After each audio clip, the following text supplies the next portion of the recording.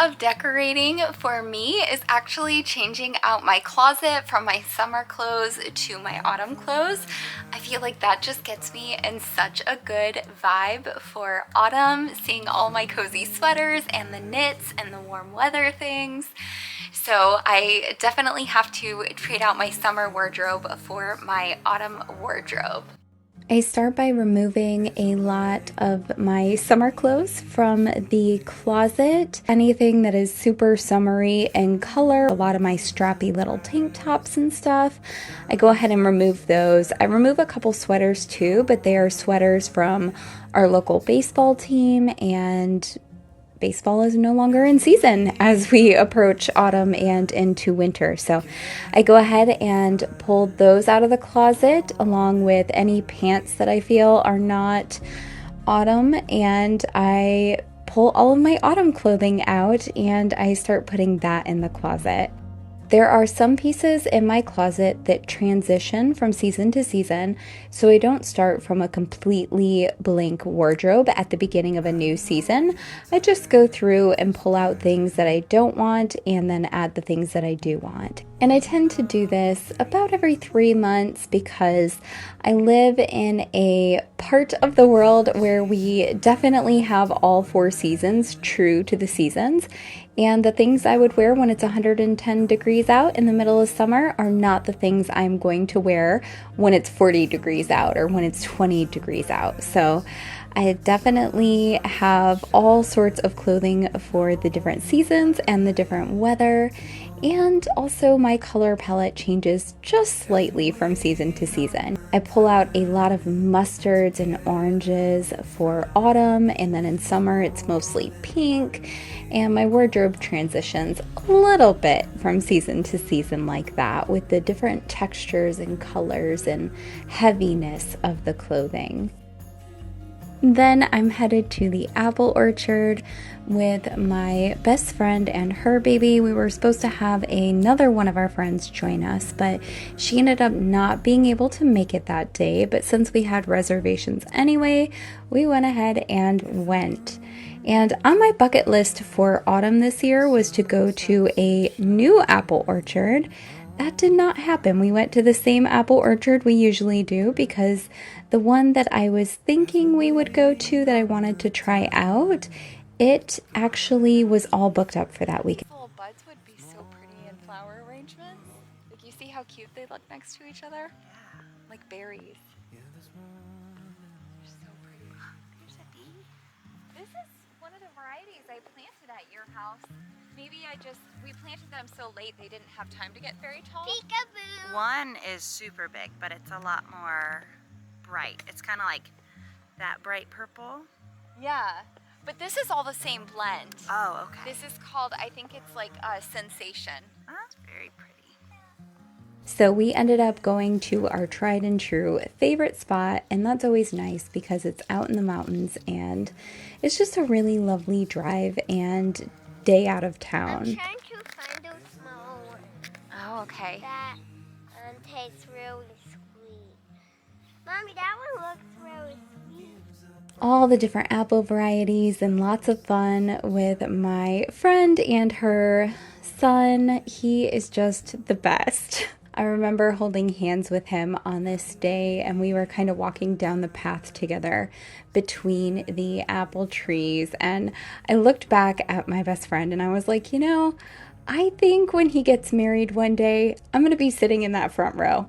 Like, we are just besties and I love him so much, and it's wild to see him growing up. He started kindergarten this year, and I just feel like, I've been holding that baby since he was a newborn, and I love him so, so much, and the bond that we've created is amazing, and I love being his little friend, and it's wild to just see how quickly he's growing up and know that one day he's going to be an adult like me.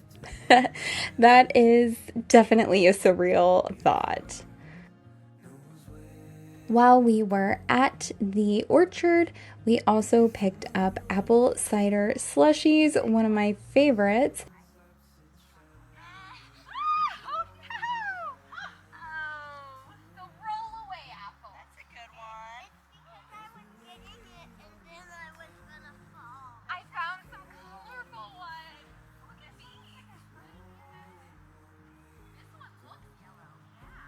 and they got some of the apple cider donuts. They come glazed or with a cinnamon topping, and they got both.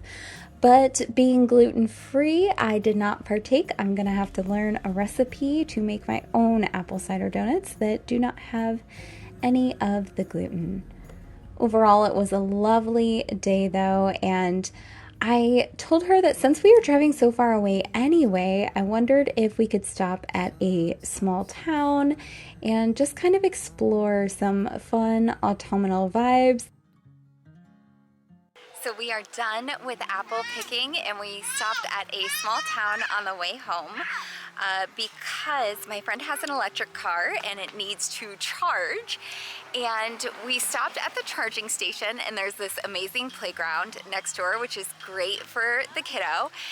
And while we were here at the charging station and the park, we noticed there's like some kind of festival going on in this town, and it just looks like an amazing small town with like very Hallmark vibes. So I'm gonna show you a little bit of those adventures, and we have to find somewhere to eat as well. So we're gonna check out the festival and see what's going on and see if there's any restaurants in this cute small town. I've been watching Good Witch because that is one of my autumn feel-good shows, and I just love the Hallmark vibes right now. The cute small towns in the Hallmark movies and TV shows. It's a craving of mine. I grew up in a more rural area, and so I really do love that feeling, although I love the convenience of big city. So it was really fun to be able to stop at something like that on the way home and just check it out. The festival that I thought I saw actually was a farmer's market, and as we approached, they were packing up and leaving, so that was kind of sad. Rest assured though, we saw plenty of other lovely things in the town. There's this really fun 2-story toy shop, and it had murals on the spiral staircase. All these cute little boutiques there, and the planting was amazing. This is just one of my favorite things. I love flowers and I love gardening, and whenever a town takes a lot of care of that presentation, it just feels so lovely. And that's another common theme with Hallmark TV shows or movies or the Hallmark small towns. I feel like the towns are always so picturesque, and part of that is the landscaping, and this definitely hit that spot for me with all of that landscaping inspiration. They even had a little train station that is no longer working and was converted into a restaurant. Very, very cool. And I'm going to end off this vlog by showing you one of my new favorite treats. This is such a simple and easy treat to make in the autumn time. A wonderful dessert. My husband made it for me the other evening, and then I had him show me how to make it for myself because I liked it so much. And this is me recreating it, and you can see his hands pop in occasionally helping me out there. And he just kind of wings stuff when he does it. He doesn't really measure. So he's like, add twice as much cinnamon as you add 5 spice. And I'm thinking, okay, those are very vague instructions. So I just kind of go to town pouring my different spices there. And I definitely did too much flavor for me. I loved the version he made me last week. It was amazing. This version had a little bit too much bite for me, but my husband actually loved it even more. He loves things with a strong flavor profile, so he liked this one even more than the version he had made last week. It's really simple. You just take butter, brown sugar, cinnamon, cayenne, and 5 spice. You stuff your apple with that. Once you remove the core, bake it at 350 or 375 for about 40 minutes and add some ice cream at the end, and it's such a lovely treat. I hope you've enjoyed this autumn vlog with me, and I will catch you in the next video next week. Bye, friends.